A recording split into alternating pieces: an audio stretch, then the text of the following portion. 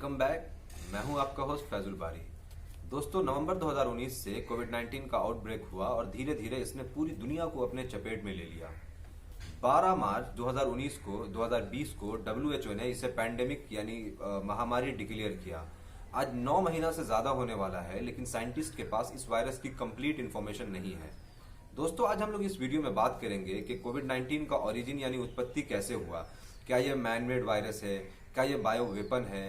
क्या हम लोग किसी बहुत बड़े साजिश में फंस गए हैं? क्या यह नेचुरल वायरस है? इसके बारे में हम लोग बात करेंगे। स्टोरी की शुरुआत करते हैं कनाडा के नेशनल माइक्रोबायोलॉजी लेबोरेटरी से, जहां 2013 में नीदरलैंड के इरास्मस मेडिकल सेंटर से एक middle east respiratory syndrome corona virus लाया गया, जिसे वहां के डॉक्टर फ्रैंक प्लम्बर ने रिसीव किया।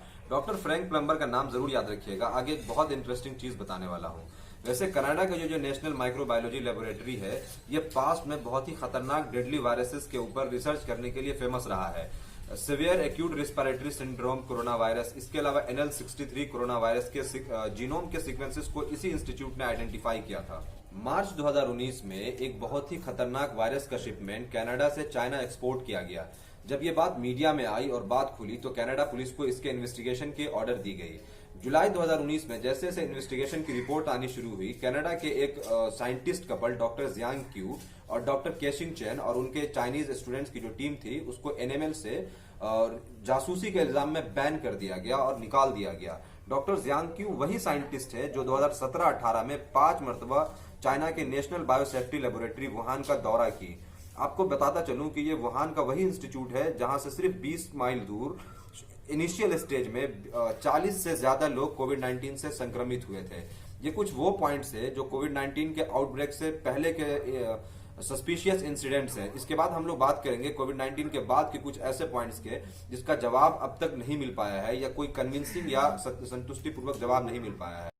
आपको याद होगा 2013-14 में एक इबोला नाम का बहुत ही खतरनाक वायरस आया था, जिसका पेशेंट जीरो था एक 2 साल का बच्चा एमाइल वमानो, जो अफ्रीका के एक गरीब कंट्री गिनी का रहने वाला था। किसी भी बीमारी का पेशेंट जीरो वो पेशेंट होता है जो उसका सबसे पहला पेशेंट हो।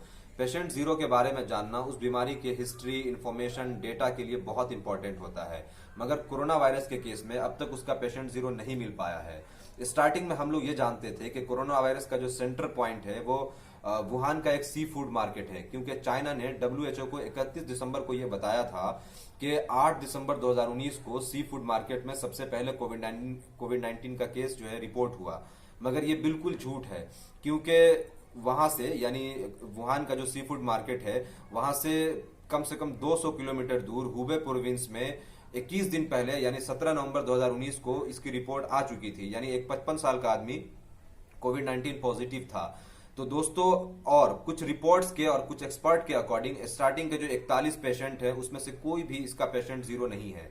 अब यहां पर एक बात गौर करने की है कि अफ्रीका के गरीब कंट्री से इबोला वायरस का पेशेंट जीरो इतनी आसानी से मिल जाता है, मगर चाइना जो अपने आप को सुपर पावर कहता है और सुपर पावर बनने का ख्वाब देखता है, जो इतना ज्यादा डेवलप्ड कंट्री है, वहां इसका पेशेंट जीरो नहीं मिल पाता है। आखिर इसकी क्या वजह है? इसके अलावा एक बहुत इंपॉर्टेंट और डिबेटेबल पॉइंट है कि इनिशियल डेज में वुहान के डॉक्टर ली वेंग लियान जो कोविड-19 वार्ड में पोस्टेड थे, उन्होंने गवर्नमेंट को और एडमिनिस्ट्रेशन को इस बीमारी के बारे में बताया, लेकिन उन्हें खामोश कर दिया गया। बाद में वो इसी बीमारी की वजह से मर गए।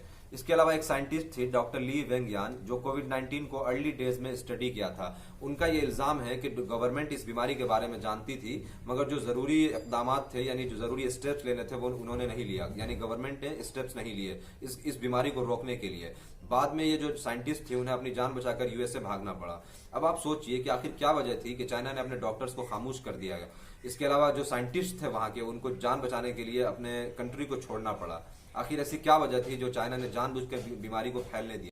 दोस्तों, अब एक और बहुत इंपॉर्टेंट और सिग्निफिकेंट क्वेश्चन है जो अगर आपको समझ में आए तो कमेंट में जरूर बताइए कि आखिर ऐसी क्या वजह थी कि चाइना ने बार बार डब्ल्यूएचओ के द्वारा रिक्वेस्ट किया गया डब्ल्यूएचओ के द्वारा कि चाइना में आकर उन्हें इस कोविड-19 के ओरिजिन के ऊपर इन्वेस्टिगेशन और रिसर्च करने की परमिशन दी जाए, मगर चाइना ने बार बार इसको रिफ्यूज किया। और 7 महीने के बाद 20 जून को सिर्फ डब्ल्यूएचओ की टीम को आने की अनुमति यानी परमिशन दी। अब आप मुझे सोच करके बताइए कि अगर दाल में कुछ काला हो तो क्या 7 महीना काफी नहीं है उस काले को खत्म करने के लिए? आखिर क्या वजह थी कि चाइना ने 7 महीने तक किसी को भी अंदर आकर के परमिशन नहीं दी इन्वेस्टिगेशन और रिसर्च करने के लिए? दोस्तों, मैंने शुरू में एक नाम लिया था डॉक्टर फ्रैंक प्लम्बर का। ये वही साइंटिस्ट है जो कनाडा के एनिमल इंस्टीट्यूट में नीदरलैंड के इरास्मस मेडिकल सेंटर से middle east respiratory syndrome corona virus को रिसीव किया था। इनकी केन्या में अचानक मौत हो जाती है। अब ये एक नेचुरल डेथ है या मर्डर है, ये एक अलग इशू है। लेकिन मैं आपको बताऊं कि ये उसी इंस्टीट्यूट में काम करते थे जहां चाइना के 2 साइंटिस्ट जासूसी के इल्जाम में बैन हुए थे। इनकी अचानक मौत हो गई। मैं ये समझता हूं, बल्कि बहुत सारे आर्टिकल ऐसा समझते हैं कि ये कोविड-19 के ओरिजिन के बारे में कुछ ऐसा जानते थे जिसकी वजह से उनको अपनी जान की कीमत चुकानी पड़ी। दोस्तों, डॉक्टर फ्रांसिस बोयल जो कि बायोलॉजिकल वेपन एक्ट बनाया था, उन्होंने ये एक इंटरव्यू में ये क्लेम किया कि कोरोना वायरस एक बायो वेपन है। इसके अलावा एक scientist, French Nobel prize winner doctor Luc Montagnier का भी ये मानना है कि कोविड-19 जो है ये मैन मेड वायरस है, यानी लेबोरेटरी में बनाया गया वायरस है।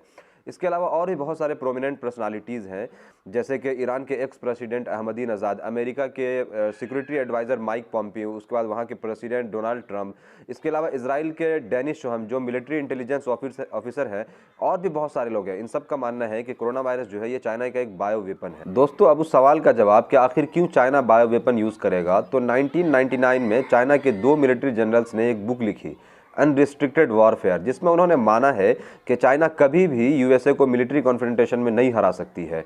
इसीलिए उन्होंने उन तमाम डर्टी टैक्टिक्स के बारे में डिस्कशन किया है कि जिसको यूज़ करके चाइना एक सुपर पावर बन सकता है, जिसमें सबसे इंपॉर्टेंट पॉइंट है इकोनॉमिक वार, यानी आर्थिक जंग।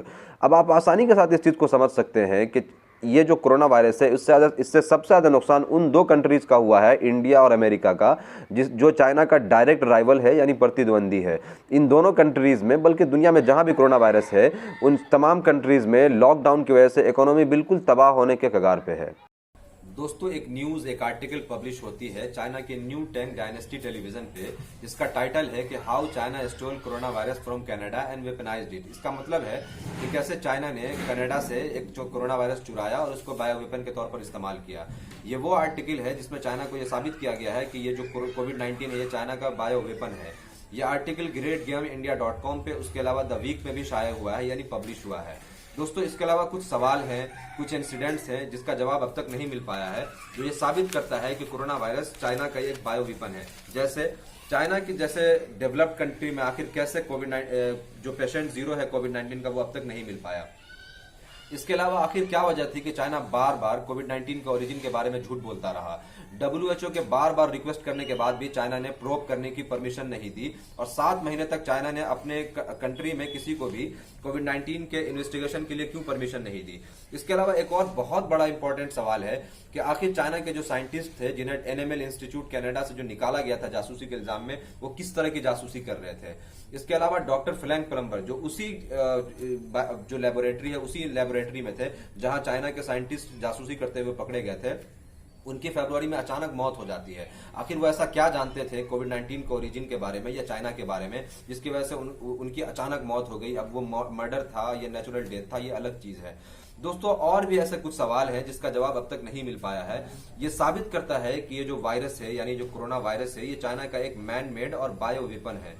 दोस्तों, एंड में पूरी दुनिया को एक साथ होकर के चाइना के अगेंस्ट स्ट्रांगली कुछ ना कुछ बड़ा स्ट्रेटेजी बनाना होगा, जिससे चाइना का जो स्ट्रॉन्ग होल्ड है पूरी दुनिया पे, वो उसको खत्म किया जा सके, क्योंकि आने वाला जो वक्त है वो दुनिया के लिए बहुत ज्यादा टफ होने वाला है।